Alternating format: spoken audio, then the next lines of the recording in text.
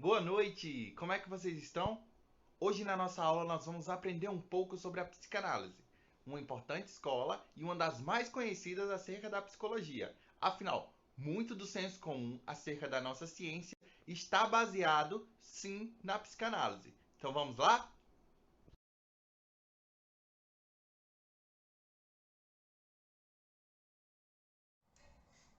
A psicanálise ela é mais conhecida por ser o estudo do inconsciente humano. Dessa forma, ela é também um modo de terapia e teoria cujos fundamentos foram estabelecidos por Freud para tratar do comportamento anormal, a partir da investigação do inconsciente. Isso acontece lá no início do século XX e se desenvolve de forma tão forte que acaba se tornando uma das maiores escolas da psicologia. Hoje nós vamos aprender os seus pressupostos, tanto teóricos quanto históricos. Seu método primário é a observação clínica e é voltada para o inconsciente, claro, seu grande objeto de estudo. Assim, a psicanálise ela se inicia como o estudo da histeria, ou seja, a histeria enquanto uma doença nervosa. Essa abordagem da histeria, logo nos seus primórdios, começa por ser um processo terapêutico para poder lidar com essas questões que fugiam ao normal naquela época. A histeria, ela vem do grego hysteros, ou seja, útero, que nada mais é do que uma doença nervosa de sintomatologia variável. Por ter uma maior prevalência nas mulheres, acaba levando esse nome, que significa útero em grego, né? Como a gente já viu, e durante muito tempo era considerado uma doença exclusivamente feminina. Hipócrates, lá antes de Cristo, na época mesmo da filosofia grega, pensava que a causa da histeria fosse um movimento irregular de sangue do útero para o cérebro. Na Idade Média, a gente vê que isso era analisado como se fosse uma possessão demoníaca. Assim, a gente tem alguns exemplos, como os últimos julgamentos na Nova Inglaterra, em 1692, o exame de uma bruxa, por Madison, que também está até no museu, no Essex Museu. E assim, são formas da gente pensar como isso era tratado na antiguidade. Nos faz até pensar também em qual lugar da mulher na sociedade ao longo da história e o quanto que a histeria, por ser uma doença nervosa, era ligado inteiramente às mulheres histéricas. Ainda no século XIX a gente vê dois exponentes que acabam fazendo esse estudo, que é o Jean Charcot, que distingue a histeria da epilepsia, mostrando as diferenças de que forma que elas acontecem, é, sem ser a mesma coisa, e o Joseph Breuer, que ele propõe um tratamento inovador, a cura pela palavra. Ou seja, a associação de palavras levava a recordações reprimidas e libertava os doentes dos sintomas. Também se fazia tratamento por hipnose naquela época. Então, nesse início, a gente começa a ver a formação da psicanálise não necessariamente por Freud. No entanto, é Freud, que nasce em 6 de maio de 1856, na Tcheca, e falece em 1939 em Londres, com formação na Universidade de Viena e uma nacionalidade astro-húngaro austríaco. Ele, por ser um médico austríaco, descobriu a vida psíquica e estruturou toda uma teoria de desenvolvimento que tinha como fundamento o inconsciente. Então, Freud é pai da psicanálise justamente por isso. Não que ele tenha começado do zero, mas essa sacada dele acerca do inconsciente que estruturou toda a sua teoria e tornou ela no que a gente vai falar hoje e que é extremamente valorizada até os dias atuais. Para Freud, as forças do inconsciente motivam o comportamento humano e a personalidade. Então, para ele, o grande objeto é o inconsciente. É a partir dele que a gente vê os reflexos dos nossos comportamentos, a nossa própria consciência, a própria formação do desenvolvimento enquanto pessoa, a própria formação da personalidade do ser. Freud, ele é como se fosse uma árvore para a psicanálise. Por isso que ele é chamado de pai da psicanálise. É o precursor, é o fundador. Mesmo assim, até os dias atuais, continua tão polêmico como na mesma época em que ele funda toda essa teoria e que ele defende toda essa teoria que ele constrói. Ele é idolatrado pelos seguidores, mas também é visto como um mistificador. E a gente vai entender um pouco mais sobre isso assim que eu trouxer para vocês outras informações acerca de quem foi essa pessoa e principalmente acerca da sua obra. Mas o que é psicanálise para Freud? E aí, professor, me diga. Bom, é uma ciência humana que se sustenta em um tripé de saber. A gente tem ela como um sistema teórico, prático e de formação. Mas como é que eu posso diferenciar? É uma ciência com sistema teórico porque ela faz um estudo da mente humana em seu conteúdo geral. Ela é prática porque quando a gente pensa, por exemplo, no divã ou no próprio fato da terapia, da psicoterapia psicanalítica, a gente vê o paciente versus o psicanalista colocando na prática essa teoria. E é uma ciência como formação. Afinal, o curso, as pessoas se transformam em profissionais da mente humana em seus diversos ramos. Sejam psicólogos, psicanalistas, analistas, terapeutas e por aí vai. A psicanálise ela é um método de tratamento para perturbações ou distúrbios nervosos ou psíquicos, ou seja, provenientes da psique, bastante diferente da hipnose ou do método catártico. A gente vai aprender isso também. Estabelecia que as pessoas que ficavam com a mente doente eram aquelas que não colocavam para fora os seus sentimentos. Então é interessante que a gente se atenha a isso, porque é justamente esse o fio condutor dessa psicanálise. Isso era o que Freud achava da psicanálise, e ele, enquanto precursor dessa teoria, enquanto fundador dela, defende até os seus últimos dias, ainda que traga inovações ao longo da construção de sua obra. Vou trazer para vocês agora alguns termos que são extremamente importantes quando a gente fala de psicanálise, porque a gente precisa compreender essas questões. O primeiro deles é a noção de recalcamento. Não é aquele recalque do beijinho no ombro, certo? É o recalcamento que traz Freud e que é extremamente importante para a gente entender a sua teoria. Ele se deparou com resistências nesse processo de colocar em prática a sua teoria, no qual o doente ele mantinha obstáculos nesse processo de libertação das memórias perturbadoras. Ainda que se tentasse por inúmeras técnicas, tinha esse processo de resistir e não conseguia chegar até ao que a pessoa estava trazendo. Então, isso tudo se tornou e se encaminhou para a sistematização do estudo do recalcamento. E o que é isso, professor? A gente pode entender o recalque enquanto um mecanismo intrapsíquico contra o sofrimento. Uma conservação fora do campo consciente de ideias que causam ansiedade ou perturbação.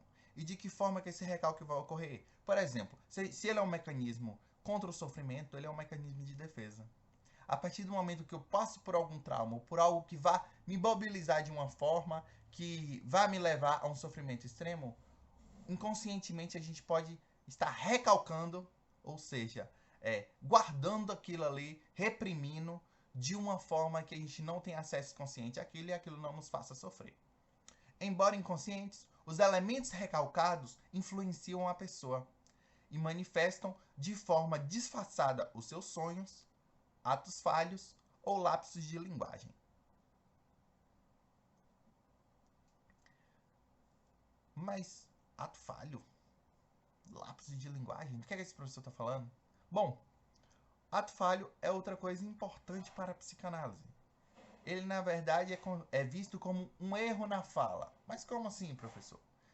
Um exemplo é: o marido troca o nome da esposa pelo nome da amante. Na memória ou numa ação física que seria supostamente causada pelo inconscientemente. A gente tem também os lapsos de linguagem. Queremos dizer uma coisa e dizemos outras. A nível teoria psicanalítica, a gente vê esse autofalho muito mais como uma forma desse inconsciente se mostrar e vir, seja conscientemente ou até mesmo de forma direta pela fala, ainda que a pessoa não perceba, ainda que ela não queira dizer aquilo. Outra coisa importante, a gente vê que nas obras de Freud sempre vamos falar, é sobre os sonhos. Sim, os sonhos. Quando estamos a dormir, o consciente está desligado. Logo, a memória não está submetida à vontade. No entanto, há sonho. Então, o sonho é uma manifestação do inconsciente. O que a sua teoria traz é justamente isso. Quando a gente fala em interpretar sonhos, a gente fala em interpretar o inconsciente daquela pessoa que se mostrou através do sonho. Um sonho falhado é um pesadelo. As próximas representações estão demasiadas próximas do consciente. Então, às vezes, quando temos pesadelos, podemos não ter acesso de fato ao conteúdo justamente pela proximidade com o consciente dessa pessoa. Nessas situações, também há uma manifestação de alterações físicas. A gente vê aumento da frequência cardíaca, respiratório, medo, quando temos pesadelos muito fortes. Se a gente pensa, por exemplo, numa situação que foi recalcada em determinado momento da vida da pessoa, e durante um sonho aquilo vem, se mostra de uma maneira e você o reconhece apenas como um pesadelo, porque aquilo lhe causa angústia, aquilo lhe causa um medo. Então, são coisas que devem ser investigadas e fazem também parte do trabalho quando a gente pensa na psicanálise. Assim, é preciso a gente fazer uma diferenciação entre psicanálise e psicologia. Por quê? Ela se torna uma perspectiva muito inovadora na psicologia, principalmente se a gente pensa no que a gente vem estudando de estruturalismo, de funcionalismo, de behaviorismo. A psicanálise ela vai por um outro caminho, não é verdade? Aqui a gente vê que existe a onipresença do tema inconsciente. Também passamos a compreender mecanismos psicológicos que são responsáveis por conflitos psíquicos. Aprendemos também que o sujeito psicológico é constituído por processos e estruturas. E ainda temos a introdução de ideias estranhas, que antes não se tinha, que é acerca da sexualidade infantil, da noção de pulsão e das zonas erógenas.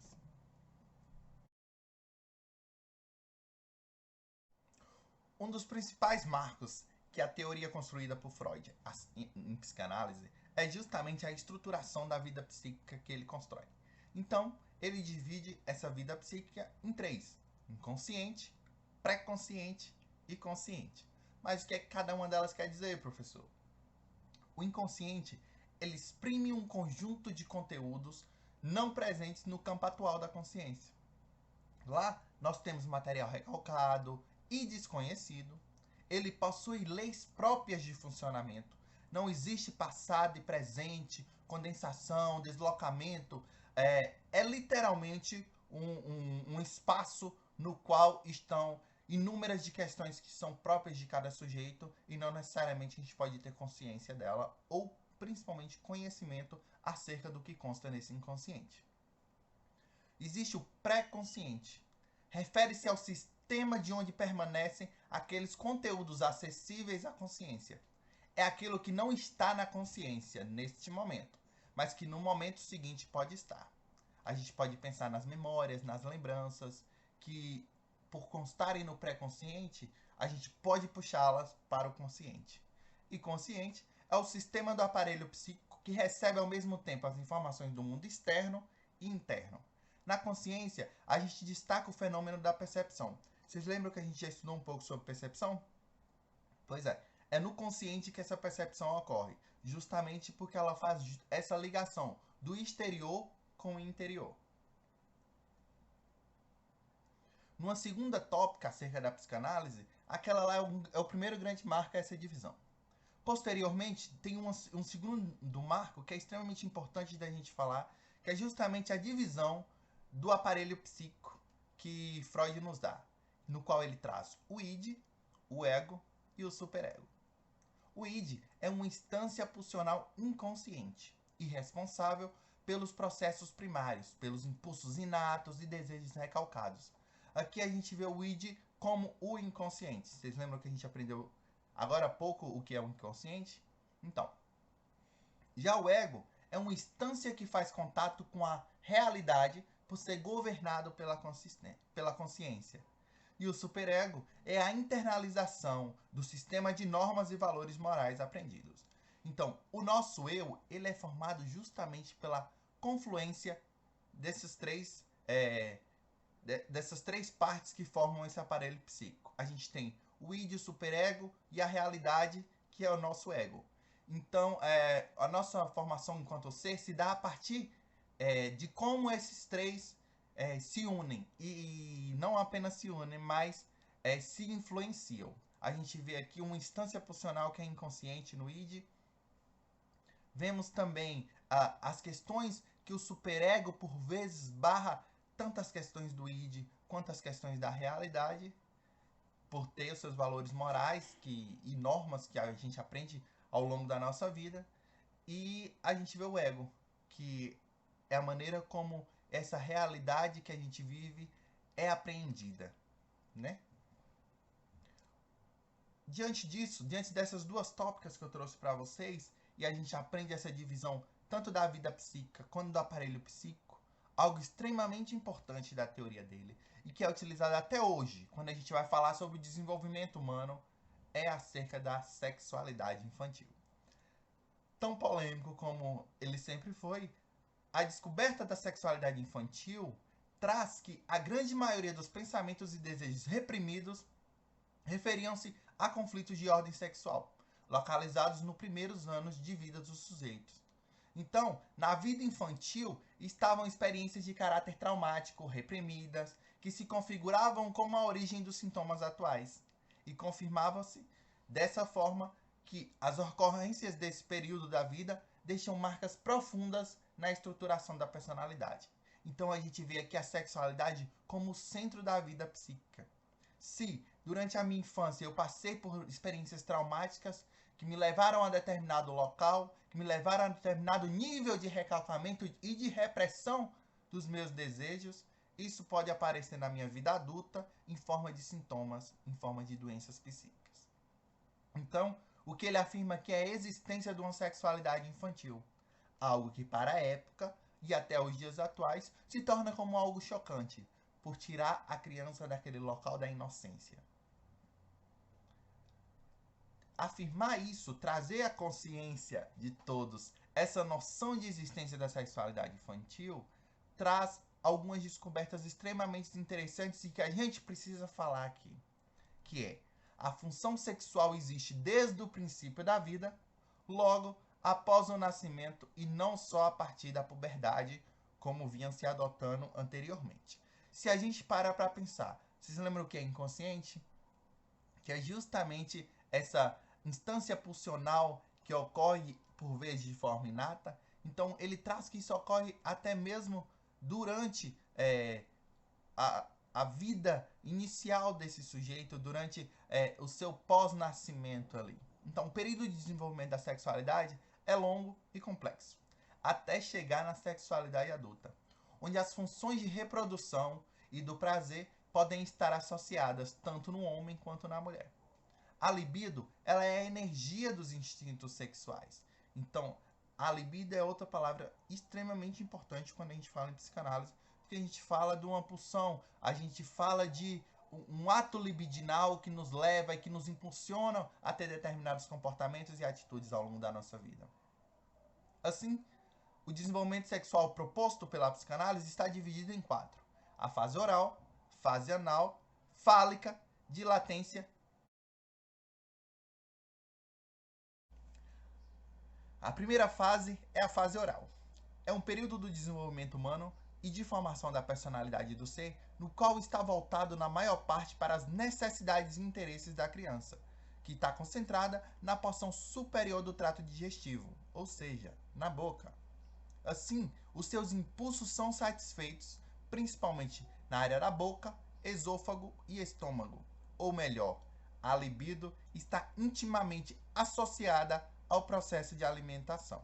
Então, é aproximadamente um ano que se segue ao nascimento. A gente vê, e inclusive vocês podem ver aí no slide de vocês, que tem bebês amamentando, sendo amamentados. E então a fase oral é compreendida justamente como esse principal momento no qual o bebê se percebe enquanto um ser que tem as suas satisfações realizadas a partir do ato de sentir pela sua boca. Quem aqui não lembra de criança quando já está ali um pouco maiorzinha, tudo que ela pega ela leva à boca. A boca se torna um momento de compreender o mundo no qual ela está inserida. Se torna então um processo de desenvolvimento desse ser. Outra fase importante é a fase anal. Durante o segundo e terceiro ano de vida desse sujeito, a região do ânus adquire uma importância fundamental na formação da personalidade. Nesse período, a energia libidinosa está centrada na porção posterior do trato digestivo e na satisfação anal, que ocupam posição de destaque. Assim, a criança ela obtém prazer pela estimulação da mucosa retal e das partes adjacentes. Isso se torna ainda percussores do superego. Vocês lembram o que é superego? A criança passa aos poucos de uma posição predominantemente passiva e receptiva para uma posição predominante ativa. É nessa fase em que a própria criança começa a experienciar de fato o seu mundo exterior, ela sai muitas vezes do contato que ocorre com a mãe ou com seu cuidador, que é ali daquela forma tão presente que acaba fornecendo esse sujeito pouco espaço para exploração. Por que é precursores do superego? A gente viu o superego justamente como o quê? Como instância de normas, de valores. É justamente nesse momento de sentir prazer com a região anal ou de determinadas situações que a criança possa fazer para poder se satisfazer libidinosamente que começam as primeiras repressões, que começam também as maneiras como os adultos tendem a ditar as regras e as normas para que essa criança possa aprender e crescer de forma saudável. Outra fase é a fase fálica, no qual vá dos 3 anos aos 5 ou 6 anos de idade, por aí. O termo fálico relativo ao pênis, usado para essa fase, provém do fato da libido concentrar-se nos órgãos genitais, que passam a ser jonerógena predominantemente. Então, aqui nós temos justamente duas coisas extremamente interessantes e a gente precisa falar, que é justamente o complexo de Édipo e o complexo da castração. No complexo de Édipo, ele vai trazer justamente essa interseção que ocorre com esse grande amor que essa criança sente pela sua mãe ou pelo seu pai, como a gente vai ver, e vocês verão quando vocês estiverem na disciplina de psicanálise, de uma forma mais específica. Aqui a gente vai citar até mesmo pela propriedade que a aula tem, que é muito mais no sentido de a gente ter uma pequena base para as especialidades quando elas vierem. Então, a gente tem o complexo de Édipo e o complexo de castração, no qual essa criança ela precisa ser castrada justamente para formar determinadas coisas que são importantes para a sua personalidade. Então, é preciso que vocês se atenham a isso, e se a gente pensa na formação do sujeito, e que aquele aparelho psíquico, ele precisa da sua formação do seu superego, justamente como uma instância que vai trazer normas, que vai trazer valores para esse sujeito, e quem sabe assim, e vocês lembram inconsciente, nosso id, justamente essa repressão desse órgão genital que causa tanto prazer que ocorre, pode fazer com que esse conteúdo seja recalcado. Então são coisas que a gente tem que dar atenção e que todas essas fases que ele coloca nos dá noção ao aparelho psíquico ao qual ele remonta. Então, a gente tem um período de latência que vai aproximadamente dos 5 aos 10 anos. Esse período se caracteriza por uma aparente interrupção do desenvolvimento sexual, no qual os impulsos eróticos exercem menor influência na conduta e no ego encontra uma trégua para os conflitos emocionais que vinham se desenrolando nas fases anteriores. Aqui, as crianças elas se afastam um pouco mais desses interesses sexuais e passam a utilizar a energia psíquica para o fortalecimento do seu ego, para justamente o conhecimento da realidade ao qual ele está incluído. Então, todas essas fases de desenvolvimento nos levam à compreensão dessa formação desse ser e, por muitas vezes, a compreender da onde é que vem as suas questões, os seus sintomas atualmente já na vida adulta. Trago para vocês também algo que considero importante e assim, é bacana para vocês já terem uma ideia que quando chegar na disciplina de psicanálise já vão chegar sabendo tudo. Existem os mecanismos de defesas. Eles são inconscientes, dinâmicos e usados para nos defender de situações estressoras no nosso ambiente. Basicamente isso. Então, quais são esses mecanismos, professor? Existe a repressão, que retira ideias, afetos ou desejos da consciência, pressionando-os para o inconsciente pela impossibilidade de vivenciá-los. Então, você repreende, você vai reprimir determinadas coisas, determinadas ideias, ou isso pode ser feito como uma ação externa também.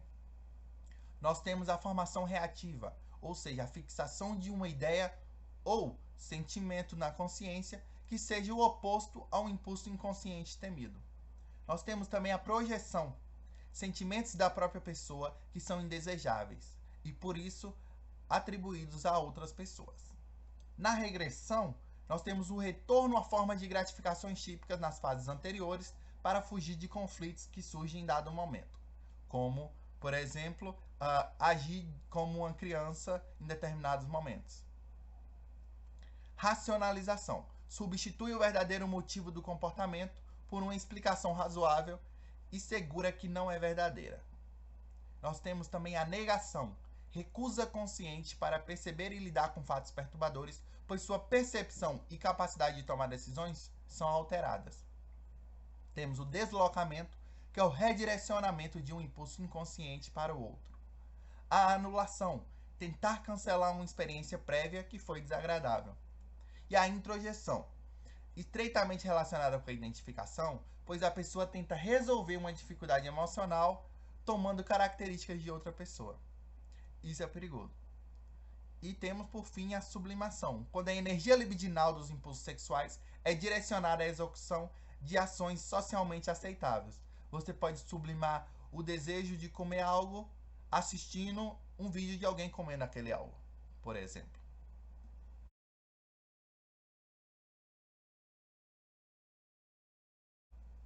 Assim, para a gente finalizar, e é bacana vocês conhecerem também algumas coisas relacionadas ao método psicanalítico.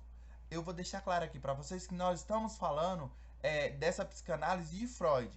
A partir de Freud, existem inúmeras outras, os pós-freudianos, neo-freudianos, os lacanianos, jungianos e por aí vai. Existem inúmeras outras teorias que vai além e avança com a sua teoria, principalmente se a gente pensa no fato que ele falece em 1939, mas a sua teoria não fica morta.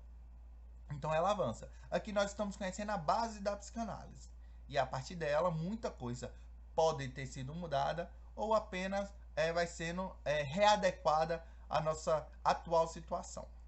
Assim, nós temos, enquanto método psicanalítico, a associação livre, que é a pedido à pessoa que ela diga tudo o que ela pensa e sente, mesmo que lhe pareça sem importância, desagradável, absurdo. E o psicanalista vai procurar as resistências, os desejos, as recordações, os recalcamentos, interpretar os dados de tudo aquilo que é dito. Então, é assim que funciona a associação livre. A pessoa fala, e a pessoa que está lá, o psicanalista, o analista, o terapeuta, que está ali recebendo todo esse conteúdo, vai interpretá-lo e perceber tudo o que acontece ali para fazer as pontuações corretas. A interpretação dos sonhos. Os sonhos apresentam imagens figurativas de recalcamentos, ansiedades e medos, simbolicamente.